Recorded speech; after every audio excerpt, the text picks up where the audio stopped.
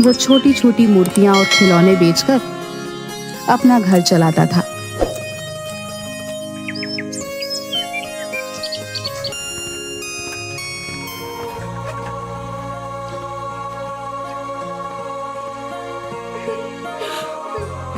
अरे माँ, क्या हुआ? तुम रो क्यों रही हो? बेटा, वो जमींदार आया था। तुम्हारे बाबा ने उससे कुछ 50,000 रुपए कर्जा लिया था। वो अब सूद समेत मिलाकर 1.5 लाख हो गया है। हम इतने पैसे कहाँ से लाएंगे बेटा? उसने बस 2 हफ्ते का वक्त दिया है, वरना ये घर खाली करना होगा। माँ, तुम रोना बंद करो, मैं कुछ करता हूँ। तुम फिक्र मत करो। गुड्डू परेशान सा पैसे जुगाड़ करने का रास्ता सोचते हुए बाहर निकल आता है।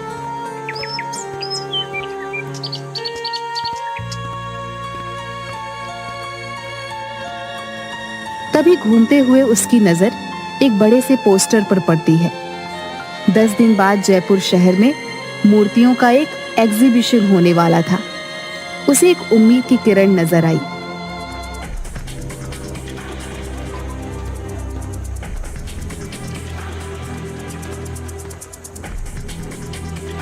उसने तुरंत वापस लौटकर मूर्ति बनाना शुरू किया और 9 दिन की मेहनत के बाद 10वें दिन मूर्ति लेकर एग्जीबिशन में पहुंच गया। देखिए सर, ये मेरी सबसे कीमती मूर्ति है। और तुम्हें लगता है ये मूर्ति एग्जीबिशन में रखने के लायक है? पर क्यों सर, क्या हुआ? कोई कमी रह गई है क्या? कमी? गुड्डू, तुम इसे मूर्ति कह रहे हो? ये मूर्ति कहने लायक ही नहीं है। मिट्टी का कबाड़ है, कबाड़। सर, ऐसा मत कहिए। इस मूर्ति को बनाने के लिए मैंने बहुत मेहनत की है। इसे मेहनत नहीं कहते गुड्डू। ये मूर्ति एग्जीबिशन में तो क्या, कहीं पर भी रखने के लायक नहीं है। ले जाओ इसे वापस। ये मूर्ति सिर्फ कचरे के डिब्बे में फेंकने लायक है। ले जाओ इसे यहां से। गुड्डू की आंखें भर आई। अपनी मेहनत को इस कदर अपने सामने बिखरते देख वो बहुत दुखी हो गया। गुड्डू ने आंखों में आंसू लिए उसे देखा और अपनी मूर्ति के टुकड़ों को समेटकर वहां से निकल गया।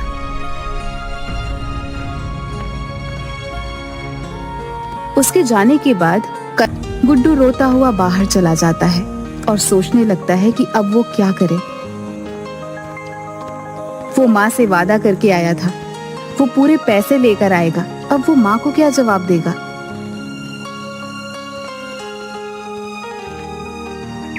कोई फायदा नहीं हुआ इतनी मेहनत करने का। सब बर्बाद हो गया। मेरी महीनों की मेहनत बिखर गई। वो उस टूटी हुई मूर्ति को गुस्से से वहीं पर फेंक देता है और वहां से आगे बढ़ जाता है। पर कुछ दूर जाने के बाद ही वो वापस पलट कर देखता है। उसे अपनी मूर्ति से बहुत प्यार है, जैसे उसका ही हिस्सा हो। वो ऐसे कैसे उसे फेंक सकता है? चाहे जो भी हो, चाहे मैं कितनी ही बार असफल रहूं, पर मेरी मूर्तियां मैं नहीं फेंक सकता। एक दिन यही मुझे कामयाब बनाएंगी। हाँ। गुड्डू ऐसे ही उस मूर्ति को लेकर वहां से निकल जाता है। शाम हो चुकी थी। वो दूसरे शहर से यहाँ आया होता है, इसलिए फिलहाल उसके पास रहने का कोई ठिकाना नहीं होता।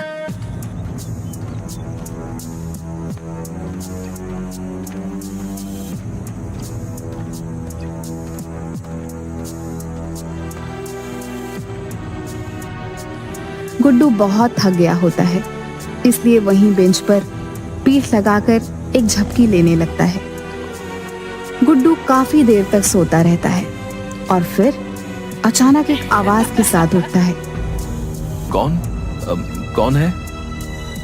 पर वहां कोई होता ही नहीं। अचानक गुड्डू की आंखें हैरान से बड़ी हो जाती हैं जब वह अपने सामने अपनी मूर्ति को देखता है।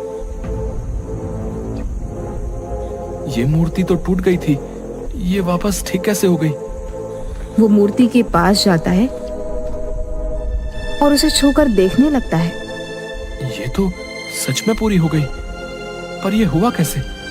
ये तो पूरी टूट गई थी। गुड्डू अच्छे से ऊपर से नीचे तक आगे से पीछे घूमकर उस मूर्ति को देखता है और फिर अचानक खुशी से उसकी आंखें चमक जाती है। ये तो चमत्कार हो गया, मेरी मूर्ति ठीक हो गई, मेरी मूर्ति। गुड्डू खुश होते हुए उस मूर्ति को गले से लगा लेता है। कोई बात नहीं, अगर इस बार मैं सफल नहीं हुआ पर तुम ठीक हो, ये मेरे लिए बहुत बड़ी बात है। वैसे भी शहर में मैं किसी को नहीं जानता, तो आज यहाँ रुक जाता हूँ, सुबह होते ही चला जाऊंगा। गुड्डू उस मूर्ति को एक पेड़ के नीचे खड़ा करके एक दुकान पर कुछ खाने के लिए लेने चला जाता है और थोड़ी देर बाद जब वो वापस आता है तो हैरान रह जाता है। मेरी मूर्ति कहाँ गई? यही तो थी मेरी मूर्ति, मेरी मूर्ति। गुड्डू वहीं खाने का सामान रख आसपास मूर्ति को ढूंढने लगता है और आसपास देखते हुए उसकी नजर पार्क के गेट पर चली जाती है, जहां मूर्ति के पास एक औरत खड़ी होती है जो ध्यान से मूर्ति को देख रही होती है।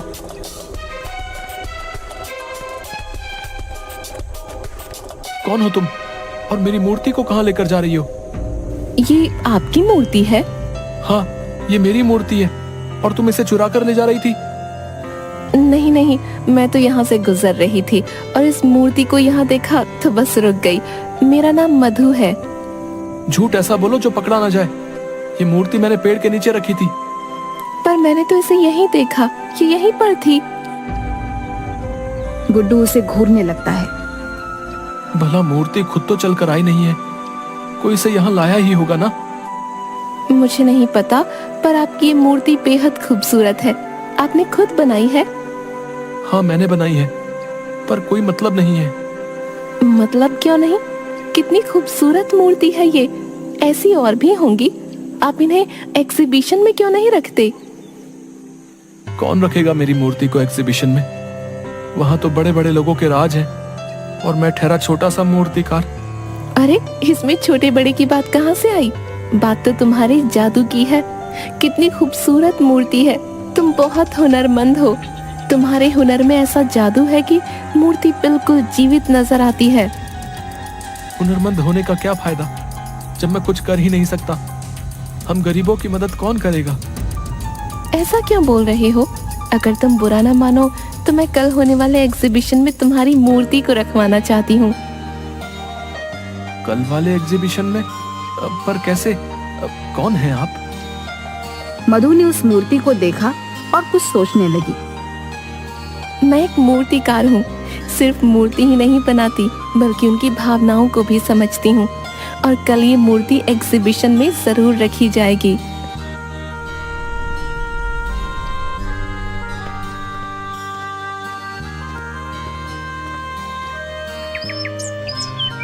अगले दिन एग्जीबिशन में गुड्डू की मूर्ति भी रखवाई जाती है, पर किसी को गुड्डू का नाम नहीं पता होता, क्योंकि ये पहली बार हुआ था जब गुड्डू की कोई मूर्ति एग्जीबिशन में रखी गई है। गुड्डू खुश होकर देख रहा था।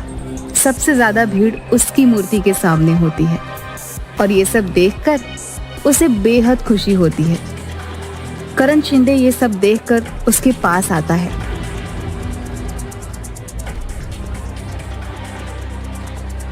तुमसे कहा था ना, तुम एग्जीबिशन में मूर्ति नहीं रख सकते।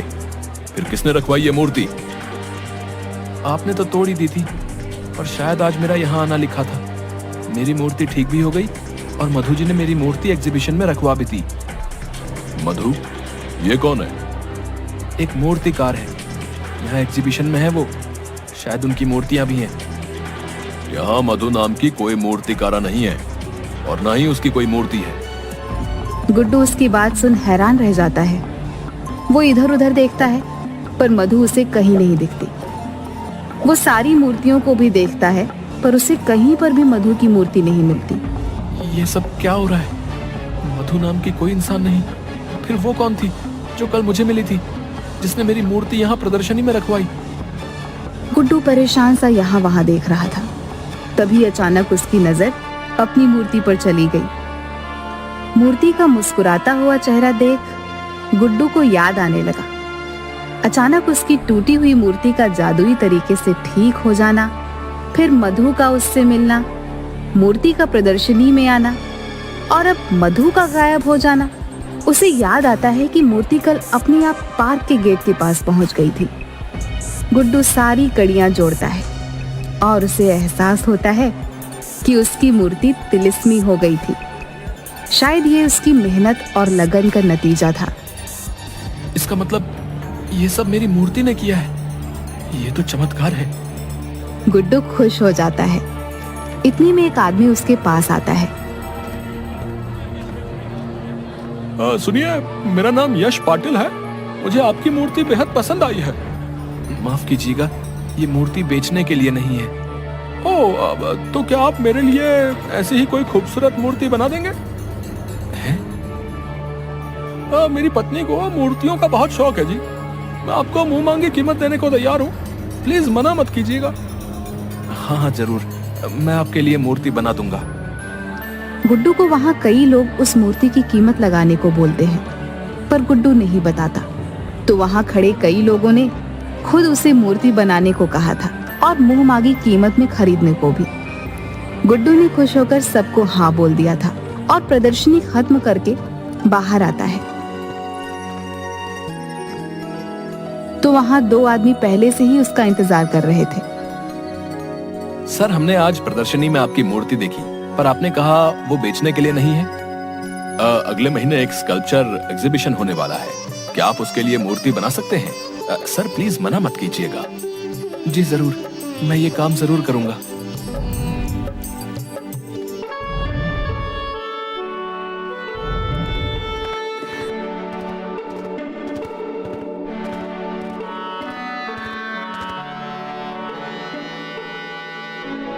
उसे यकीन हो गया था कि ये सब उसकी मूर्ति ने किया है। वो लोग 2 लाख रुपए एडवांस भी देते हैं, जिससे गुड्डू जमींदार के पैसे चुका देता है।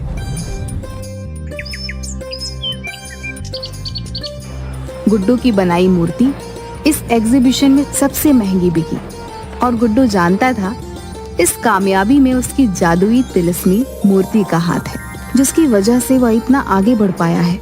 उसने आज तक उस मूर्ति को कभी किसी को नहीं बेचा, चाहे किसी ने उसे करोड़ रुपए ही ऑफर क्यों न किए हों।